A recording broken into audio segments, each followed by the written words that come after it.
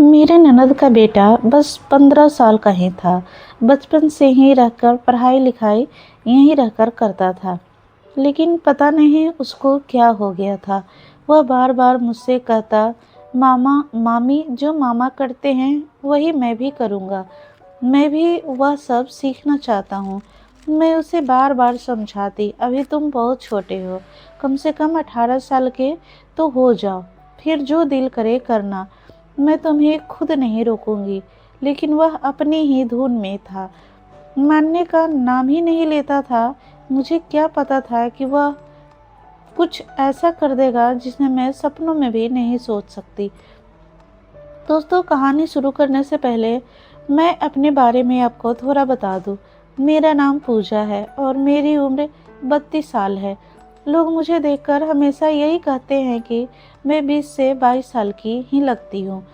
शायद मेरे चेहरे पे हमेशा मुस्कान रहती है, इसलिए, या शायद इसलिए कि मैं ज़िंदगी में मेहनत और संघर्ष के बाद भी कभी खुद को टूटने नहीं दिया।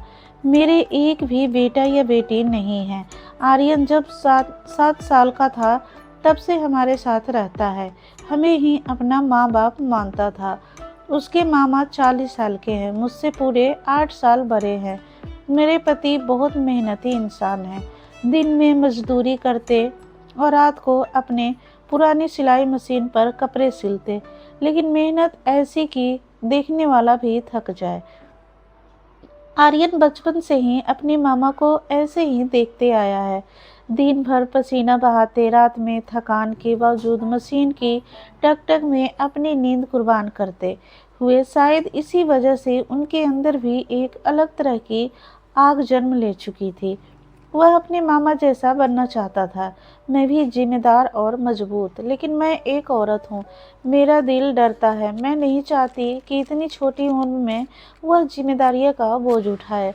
मैं चाहती थी कि पहले पढ़ लिख ले, अपनी ज़िंदगी समझे, फिर खुद फैसला करे। लेकिन वह जिद था कि एक दिन उसने मुझसे कहा, मामी मैं भी रात में मामा की तरह मशीन पर बैठूंगा, मैं भी सीखूंगा, मुझे भी मामा का जैसा बनना है।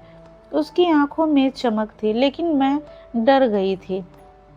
मेरे पति भी जब रात में घर लौटते तो आर्यन उनसे यही पूछता, मामा मुझे भी सिखाओ ना, मैं भी कपड़ा सिलना चाहता हूँ, मैं भी आपके लिए कुछ करना चाहता हूँ। मेरे पति हंसकर बोलते हैं, अरे पागल, अभी तेरी उम्र नहीं है, अभी तू खेल पढ़ाई कर, दुनिया देख और फिर आकर मेरे साथ काम करना। लेकिन आर्यन नहीं मानता। उसके लिए उसके मामा किसी हीरो से कम नहीं थे। वो उन्हें देखता, उनकी मेहनत महसूस करता और उसके अंदर कुछ बदलता जा रहा था। मैं रोज ही उसे समझाती, आर्यन अभी नहीं, अभी तुम बच्चे हो। पर एक रात कुछ ऐसा हुआ जिसने कहानी की दिशा ही बदल गई। उस रात उसके मामा घर देर से आए, बहुत थके हुए, कपड़े भी पसीने से भीगे हुए। उन्होंने जैसे ही मशीन निकाली और काम शुरू करने लगे, अचानक मशीन की सुई उनके हाथ में चुभ गई, खून बहने लगा। मैंने दौड़कर उनका हाथ पकड़ा, पट्टी लगाई, लेकिन इसी बीच आर्यन चुपचाप सब देखता रहा और उसकी आंखों में कुछ गहरा उतर गया। उसने कहा, मामी अगर मामा हर दिन ऐसे थकते रहेंगे तो एक दिन बीमार पड़ जाएंगे। अगर मैं उनके साथ काम कर लूँ तो कम से कम उनकी मेहनत आधी तो हो जाएगी। मैं अवाक रह गई। उसने आगे कहा, मामी मैं मामा को ऐसे टूटते हुए नहीं देख सकता, मुझे सीखना ही होगा, मुझे बड़े होने का इंतजार नहीं करना।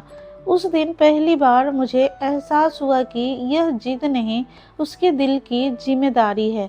उसने बचपन से जो देखा, पसीना, मेहनत, संघर्ष, वह सब उसके अंदर गहराई में से बस चुका है। उसके अंदर मामा के लिए प्यार था और उस प्यार से उसे उम्र में ज़्यादा परिपक्व बना दिया था। लेकिन मैं भी चिंतित थी। उसके मामा ने उसे समझाया, आर्यन काम करना बड़ी बात नहीं, जिम्मेदारियां संभालना बड़ी बात है। लेकिन अगर तू सच में सीखना चाहता है तो पहले पढ़ाई खत्म कर, पढ़ाई से तू आगे बढ़ेगा और मैं चाहता हूँ तू मुझसे भी अच्छा बने। पर आर्यन के मन में कुछ और ही चल रहा था। वो सिर्फ सिलाई नहीं सीखना चाहता था, वो कुछ बड़ा करना चाहता था। उसने एक दिन मुझसे कहा, मामी मैं एक दिन अपना खुद का बिजनेस खोलूंगा। मामा जैसे नहीं, मामा से बड़ा। मैं एक दुकान नहीं, एक ब्रांड बनाऊंगा। मैं हैरान थी, 15 साल का बच्चा और इतनी बड़ी सोच। उसने बताया कि वह अपने स्कूल में बिजनेस स्टडीज पढ़ रहा है और उसके टीचर ने उसे प्रेरित किया है कि अगर मेहनत और सच्ची नीयत हो तो कोई भी काम छोटा नहीं होता। उसने धीरे धीरे रात में अपने मामा को मशीन पर काम करते देखना शुरू किया। सुई कैसे डालते हैं, धागा कैसे चढ़ाते हैं, कटिंग कैसी होती है, वह सब बिना छुए बस देखकर सीख रहा था।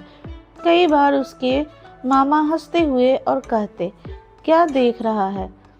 तो वह मुस्कुरा देता, कुछ नहीं मामा, बस सीख रहा हूँ। धीरे धीरे वह छोटी छोटी चीजें खुद करने लगा।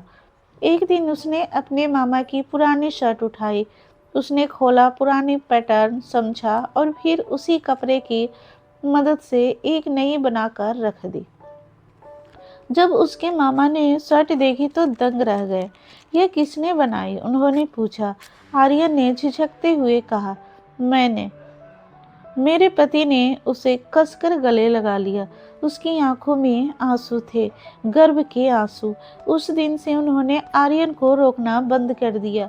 अब वह दोनों साथ बैठकर रात में मशीन चलाते। मैं उन्हें देखती रहती। मामा भांजे की यह जोड़ी जैसी एक फिल्म की दृश्य लगती थी।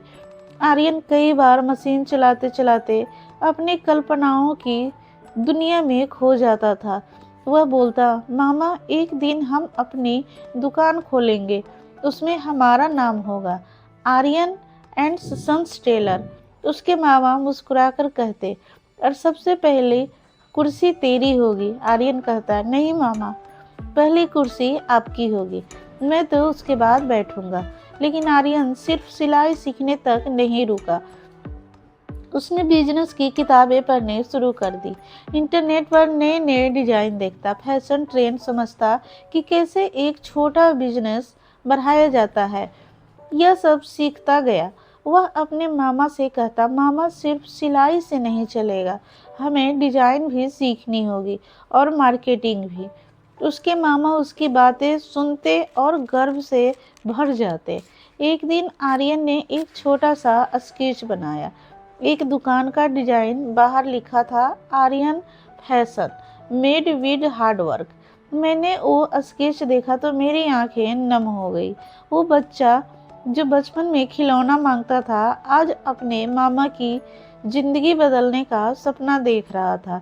मेरी सारी चिंताएं उस दिन थोड़ी कम हुई। उसने धीरे धीरे अपने घर में ही छोटे छोटे कपड़ों के डिजाइन बनाना शुरू किए। पड़ोस वाले भी कहने लगे, अरे तुम्हारा आर्यन तो बहुत तेज है। वो अब रात के 2 बजे तक अपने मामा के साथ काम करता, लेकिन पढ़ाई कभी नहीं छोड़ता। उसकी यही बात मुझे सबसे ज़्यादा खुशी देती। जिम्मेदारियां और सपनों की सही संतुलन। समय बीतता गया। आर्यन अब सिर्फ मामा का हाथ नहीं बटा रहा था, वह उनकी उंगलियां पकड़कर उन्हें एक नई दिशा की ओर ले जाना शुरू कर चुका था। उसने ऑनलाइन छोटे छोटे ऑर्डर लेने का सुझाव दिया। उसने सोशल मीडिया पर अपने मामा की सिलाई के काम की फोटो डाली और लिखा, मेरे मामा मेरे हीरो हैं, मैं इनके साथ मिलकर अपनी पहली कमाई की ओर बढ़ रहा हूँ। वो पोस्ट रातों रात वायरल हो गई। कई लोगों ने ऑर्डर देना शुरू किया। मेरे पति हैरान थे। बेटा यह सब तूने किया? आर्यन बोला, मामा मैं आपके साथ मिलकर पूरी दुनिया को बताना चाहता हूँ कि मेहनत सबसे बड़ी पूंजी होती है। धीरे धीरे उनका काम बढ़ने लगा। लोग कहने लगे, यह आर्यन का काम है, यह तो किसी प्रोफेशनल टेलर जैसा लगता है। और तब आर्यन ने कहा, मामा अब वक्त आ गया है, हमें अपनी दुकान खोलनी चाहिए। मेरे पति बोले, पैसा कहाँ से आएगा? आर्यन ने मुस्कुराकर कहा, मामा अपने कमाया जितना मैंने भी कमाया, दोनों मिलाकर छोटी दुकान तो खुल ही जाएगी।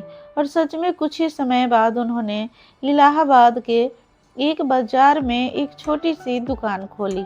एक छोटे से बोर्ड के साथ Aryan and Mama tailors, hard work never fails. दुकान खोलने के दिन मेरे पति रो पड़े। आर्यन ने उसके पैर छुए और बोला, मामा यह आपकी मेहनत का फल है, मैं तो बस आपके सपने पूरा कर रहा हूँ। दोस्तों, मैंने अपने पति की आंखों में वह चमक, वह गर्व और खुशी पहले कभी नहीं देखी थी। आर्यन ने 15 साल की उम्र में ही अपने मामा को वह सम्मान दिया जो शायद जिंदगी भर उन्हें नहीं मिला था। और बस खड़ी होकर मैं आर्यन को देखती रही। मेरी आंखों में गर्व, खुशी और दुआएं थी। वह बच्चा जो भी जिद करता था, आज उसी जिद ने उसे इतना बड़ा इंसान बना दिया कि उसने न सिर्फ अपने मामा का बोझ हल्का दिया, बल्कि उसकी जिंदगी में नया उजाला भी भर दिया। मेरे पति कहने लगे, हमारा कोई बेटा होता तो शायद हमारे लिए इतना नहीं सोचता। और फिर उन्होंने आर्यन को अपना वारिस बना लिया और अब हम एक साथ बहुत खुश हैं। तो दोस्तों, यह थी हमारी आज की कहानी। अगर आपको यह कहानी पसंद आई हो तो इसे लाइक करें और अपने दोस्तों के साथ शेयर करें। आगे भी ऐसे ही रोमांचक कहानी के लिए हमारे चैनल को सब्सक्राइब करें और बेल आइकन को दबाना ना भूलें ताकि हमारी कोई भी कहानी मिस ना करें। फिर मिलते हैं किसी नए वीडियो के साथ। धन्यवाद।